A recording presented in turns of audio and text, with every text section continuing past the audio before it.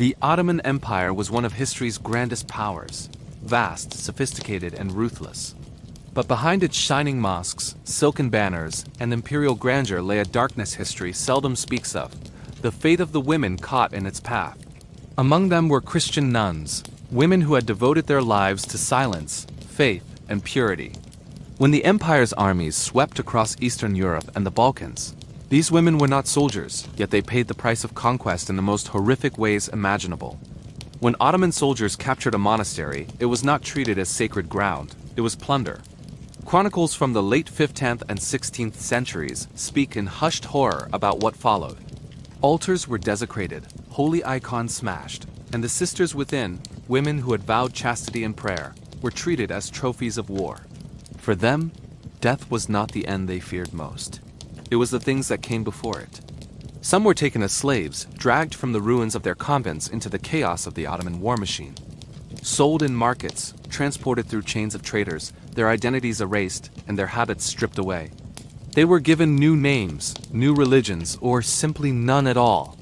For many, this transformation was worse than death itself. Inside the empire's walls, the horror grew silent, but no less cruel. Within the Sultan's palaces, where the harems glittered with wealth and mystery, stories whispered of women who once wore the cross being forced to wear jewels instead, ornaments for the men who had destroyed their faith. A nun's vow of chastity, once sacred, became a cruel irony when she was forced into a harem meant for pleasure. There are accounts, buried deep in European archives, of letters written by priests, envoys, and survivors describing such scenes. One record speaks of nuns paraded through the streets of captured cities. A display meant not only to humiliate them, but to humiliate the Christian world itself. Another speaks of women who resisted, who refused to renounce their faith even as they were tortured for it.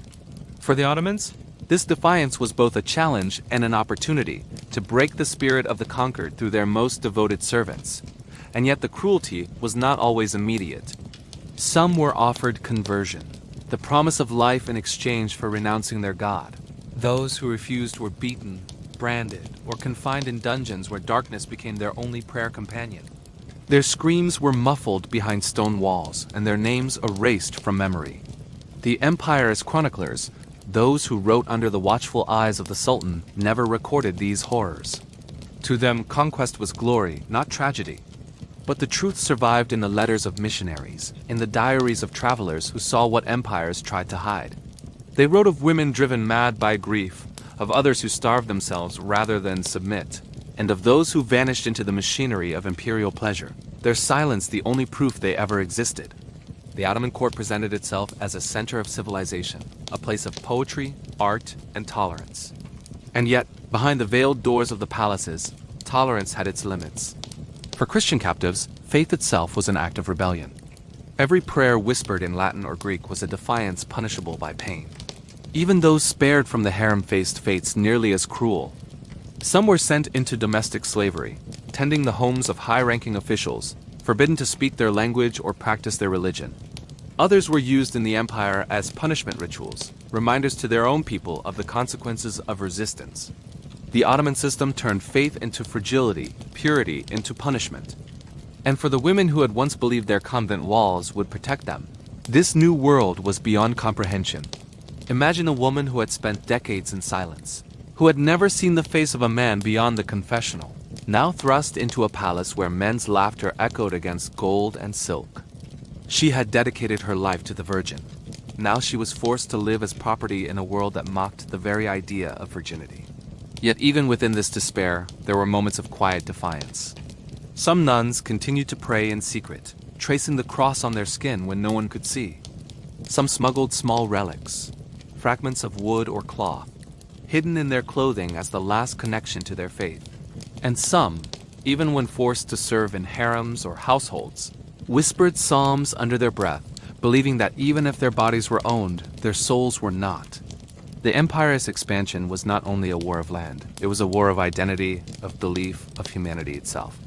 And the women who were caught in it bore the deepest scars.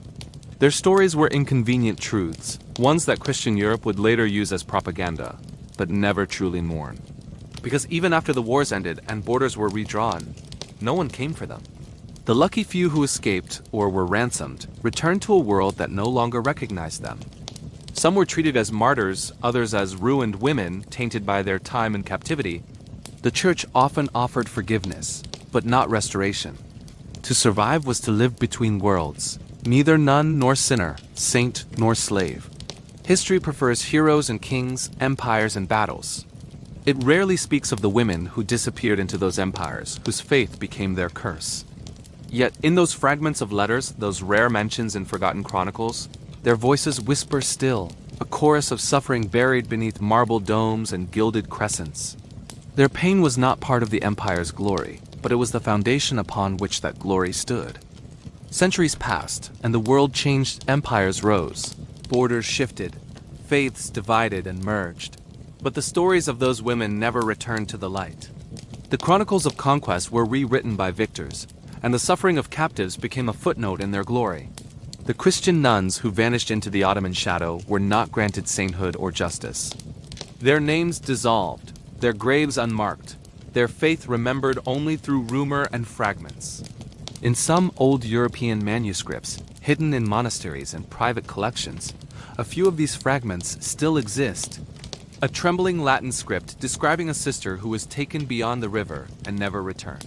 Another note, written by a priest decades later, recalls hearing of a woman who wore the veil and now wears silk, her tears known only to God.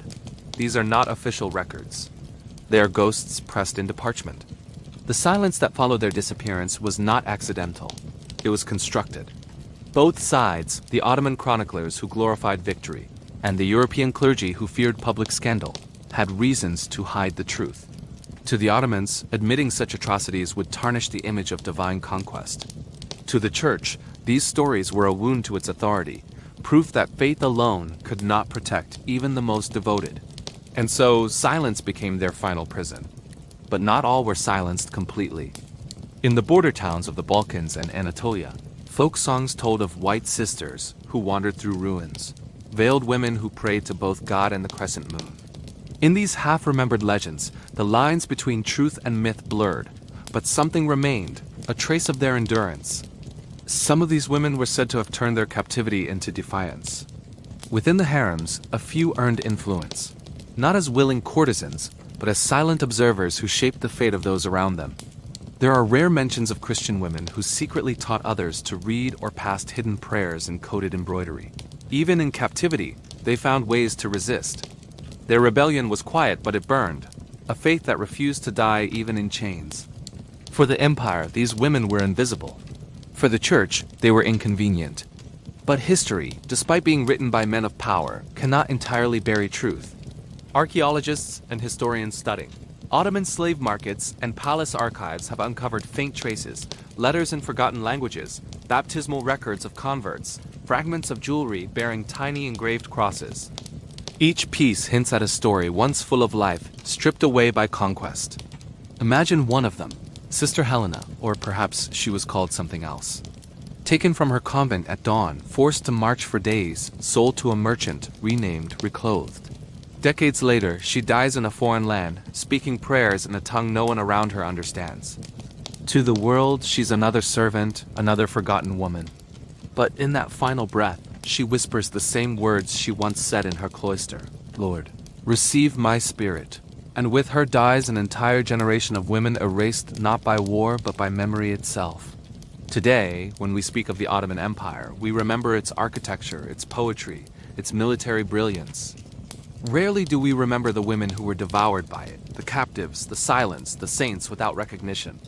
History cleanses the cruelty, painting conquest as progress, faith as fanaticism. Yet beneath every monument of empire lies a hidden grave. Their suffering is not just a relic of the past, it's a warning. Every empire, every system that values power over humanity, builds its foundations upon the broken bodies of the voiceless. The Christian nuns of the Ottoman era were among them. They were not warriors, yet they faced the full force of war. Their only weapon was faith, and in the end, even that was punished. But perhaps that is what makes their story endure. For all the empire's might, it could not erase the faint echo of their prayers. It could not destroy the idea that devotion, once planted, survives even in darkness. So when we remember the Ottoman Empire's glory, we must also remember its silence, the women buried within it, whose suffering was worse than death, and whose voices still linger in the shadows of its history. Because history's greatest cruelty is not what was done to them, it is how easily they were forgotten. If stories like this remind you that the past was not only glorious but also grotesque, that behind every empire lies pain, faith, and forgotten humanity, then make sure you don't let their memory vanish again. Follow, share, and keep their names alive, because silence is the empire's final victory, and remembering is how we take it back.